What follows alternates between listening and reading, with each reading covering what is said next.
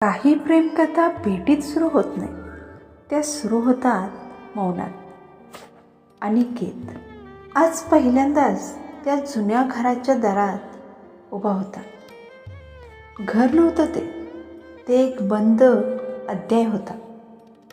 दार उघडताना त्याचे हात थरथरत होते, भीतीने नाही तर आठवणीने.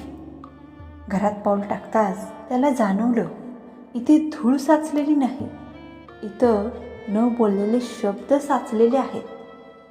भिंतीवर अजूनही ती जुनी घड्याळ, तीच 4:40ची वेळ दाखवत होती. ती वेळ ज्यावेळी तो 3 वर्षापूर्वी निघून गेला होता. मी परत येईन तो म्हणाला होता, पण कधी हा प्रश्न तिने विचारलाच नव्हता. मीरा त्या दिवशी रडली नव्हती, ती शांत होती, अतिशांत. तिला माहीत होतं, रडणं म्हणजे अजूनही अपेक्षा जिवंत असणं, आणि ती अपेक्षा तिला मारत होती. ती रोज सकाळी उठायची, कॉफी करायची आणि कपात 2 साखरेचे चमचे टाकायचे, एक तिच्यासाठी एक त्याच्यासाठी. ती स्वतःलाच रोज सांगायची, आज नको, आज मी पुढे गेले. पण कपातली दुसरी साखर तिचा खोटेपणा उघडा पाडायची. ती भेट झाली होती, कोणत्याही चित्रपटासारखी नाही, न पावसात, न गर्दीत, न नाट्यमय संगीतासह. ती भेट झाली होती रुग्णालयाच्या प्रतीक्षालयात. ती आईसाठी आली होती, तो वडिलांसाठी. दोघे एकाच बाकावर बसले, एकमेकांच्या शेजारी, पण एकमेकांकडे न पाहता. कारण कधी कधी ओळख पटण्याआधी मन ओळख पटवायला नकार देतं. तो बाग थंड होता, पण अनिकेतच्या मनात मात्र घाम फुटला होता. ती समोर बसली होती, इतकी जवळ की तिच्या श्वासाचा हलका आवाज ऐकू येत होता, आणि तरीही इतकी दूर, जसं मध्ये 3 वर्षाचं अंतर नव्हे, 3 जन्माचं मौन उभं होतं. मीरा अजूनही पुढेच पाहत होती, डोळे स्थिर, चेहरा शांत. ही शांतता अनिकेतला जास्त घाबरवत होती, कारण राग ओळखीचा असतो, पण शांतता ती तर शिक्षा असते. ती अचानक उठली. अनिकेतच्या अंगात एकच झटका बसला, निघून जाईल पुन्हा. पण ती बाहेर गेली नाही, ती पाण्याच्या मशीनकडे गेली. अनिकेत उठला नाही, तो फक्त पाहत राहिला. ती पाणी भरताना कप कसा धरते, बोटांमधला हलका थरकाप अजूनही तसाच आहे का? हो, तो तसाच होता. ती परत आली. यावेळी तिच्या हातात 2 कप होते. एक तिने स्वतःजवळ ठेवला, दुसरा तिने बाकावर ठेवला. मध्ये कुठलाही शब्द नाही. अनिकेतने त्या कपाकडे पाहिलं, हात पुढे केला आणि थांबला. माझा अधिकार अजून आहे का? हा प्रश्न त्याच्या डोळ्यातच अडकून राहिला. ती बोलली नाही, तोही नाही, पण त्या कपातून निघणारी वाफ खूप काही सांगून गेली. मीरा उठताना म्हणाली, अगदी हळू, आईला औषध द्यायचंय. बस, इतकंच. ना नाव, ना आठवण, ना तक्रार. अनिकेतच्या छातीत काहीतरी तुटलं, कारण तक्रार न करणं हे माफ करण्यापेक्षा जास्त कठोर असतं. ती चालत होती, पण डोळ्यातून रस्ता दिसत नव्हता. ती परत आली आहे का मीरा? तिने स्वतःलाच विचारलं. ती रागावलेली नव्हती, ती दुखावलेलीही नव्हती, ती थकलेली होती. प्रेम टिकवण्यासाठी रोज स्वतःला समजावून सांगणं हे खूप थकवणारं असतं. आणि एक दिवस मनच म्हणतं, बस आता पुरे. अनिकेत त्या बाकावर बसूनच राहिला. तो कप अजूनही तसाच गरम होता. 3 वर्षापूर्वी तो का गेला होता? कारण प्रेम नव्हतं म्हणून नाही, तर प्रेम जास्त होतं म्हणून.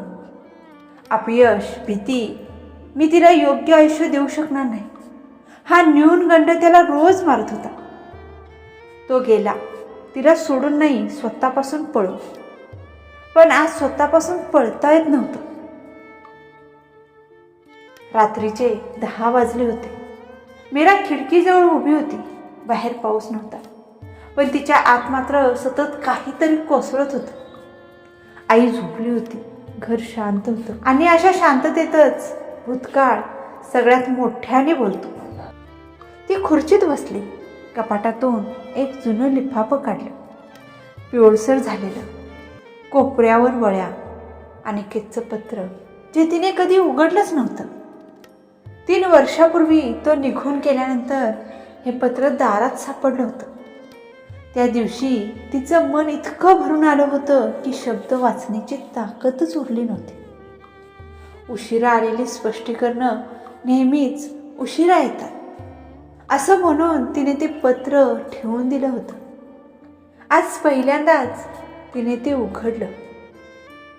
मीरा, हे पत्र वाचशील की नाही माहीत नाही, पण लिहिलं नाही तर मी स्वतःला कधी माफ करू शकणार नाही. मी तुला सोडून गेलो कारण माझं प्रेम कमी होतं म्हणून नाही, तर मला भीती वाटत होती. डॉक्टरांनी सांगितले, माझ्या आजाराचं नाव लिहिण्या इतकीही हिंमत माझ्यात नाही. पण एकच सत्य आहे, माझं आयुष्य कदाचित वर उभं आहे आणि मला तुला त्या कदाचितच्या आयुष्यात ओढायचं नव्हतं.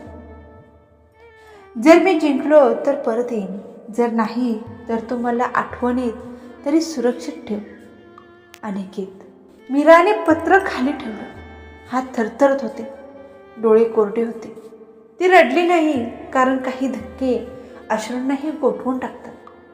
आजार, कदाचित, हे शब्द तिच्या डोक्यात घुमत होते. ती उठली, आरशासमोर उभी राहिली. 3 वर्ष ती स्वतःला समजावत होती.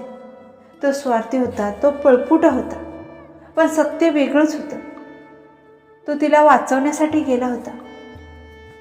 अनिकेत हॉस्पिटलच्या कॉरिडॉरमध्ये बसला होता. डॉक्टरांचा आवाज अजूनही कानात घुमत होता. रिपोर्ट्स ठीक आहेत, पण धोका पूर्ण टळलेला नाही. तो हसला, पण डोळ्यात भीती होती. तो मोबाईल काढतो. मीराचा नंबर. बोट थांबतं. आता सांगू का की उशीर झालाय? तेवढ्यात फोन वाजतो. मीरा. पहिल्यांदा 3 वर्षानंतर.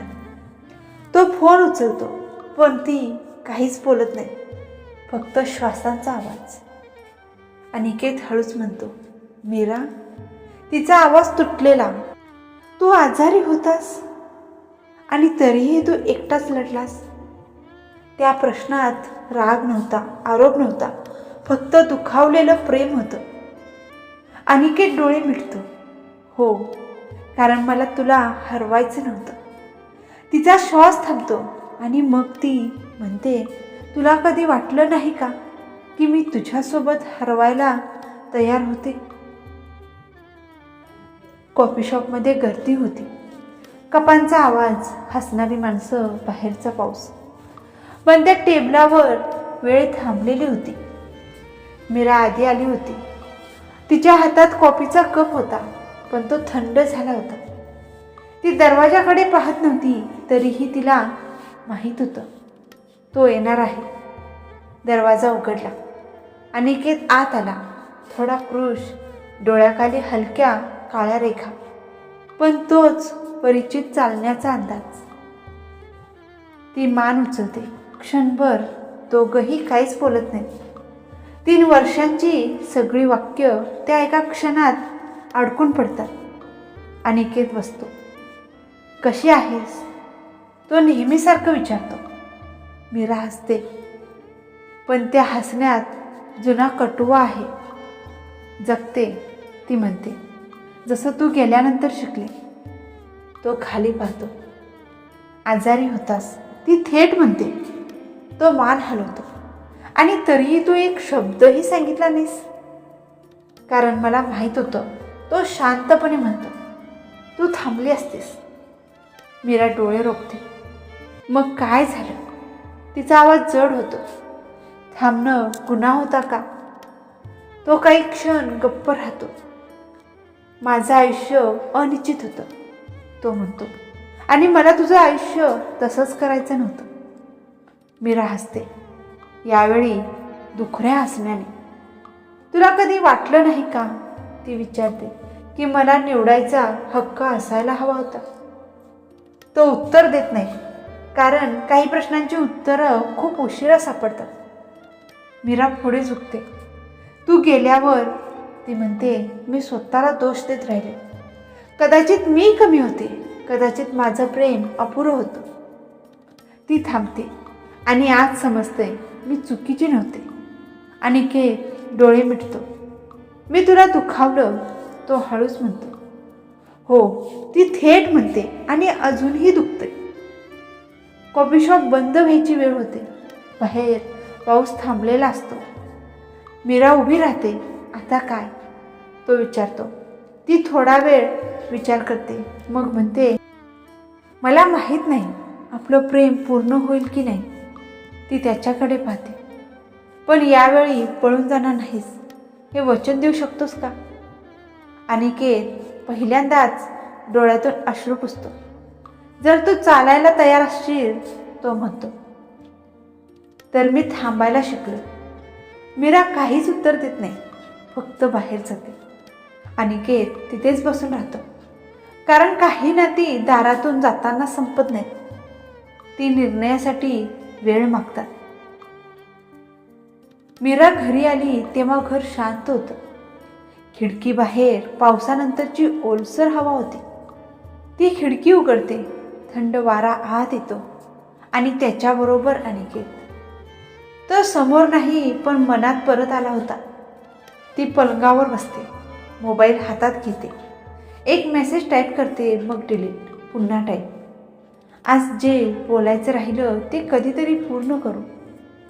ती पाठवते. सेकंदभरात उत्तर येत नाही. मीरा हसते. ती आता उत्तराची वाट पाहत नाही, कारण तिला माहीत आहे तो पळून गेलेला नाही. अनिकेत हॉस्पिटलच्या बाल्कनीत उभा असतो, हातात रिपोर्ट्स. डॉक्टरांनी स्पष्ट सांगितलेलं, आता आयुष्य सावधपणे जगायचं. तो मोबाईल पाहतो. मीराचा मेसेज. तो डोळे मिटतो. ती त्याच्यासाठी आजही काहीही मागत नाही आहे, ना वचन ना भविष्य, फक्त उपस्थिती.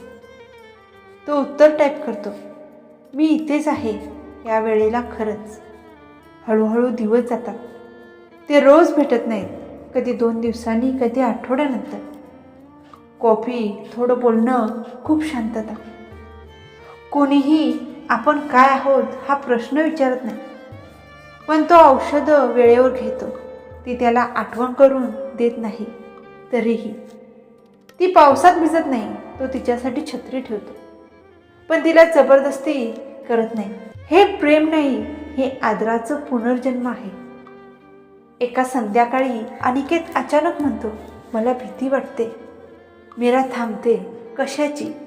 की मी पुन्हा आजारी पडलो तर तू? थांब, ती म्हणते. पहिल्यांदाच ती त्याचा हात धरते. यावेळी ती शांतपणे म्हणते, मी निर्णय घेणार आहे, तू नाही. तो काही बोलत नाही, फक्त तिचा हात घट्ट पकडतो. काही कथा लग्नावर संपतात, काही वचनांवर, पण ही कथा एका सकाळी संपते. पाऊस नाही, आकाश स्वच्छ. मीरा अनिकेतच्या बाजूला चालत असते. आपण काय आहोत, तो शेवटी विचारतो. ती थोडं हसते. आज, ती म्हणते, आज आपण एकत्र चालतोय, तेवढं पुरेसं आहे. अनिकेत मान हलवतो, कारण काही प्रेमकथा पूर्ण होण्यासाठी शेवट लागत नाही, फक्त साथ लागते. ती पावसासारखी होती, यावेळी न भिजणारी, तर मृदू ओल देणारी. तो आता पळत नव्हता, तो थांबायला शिकला होता. आणि प्रेम, ते मोठ्याने जिंकलं नाही, पण शांतपणे राहिलं.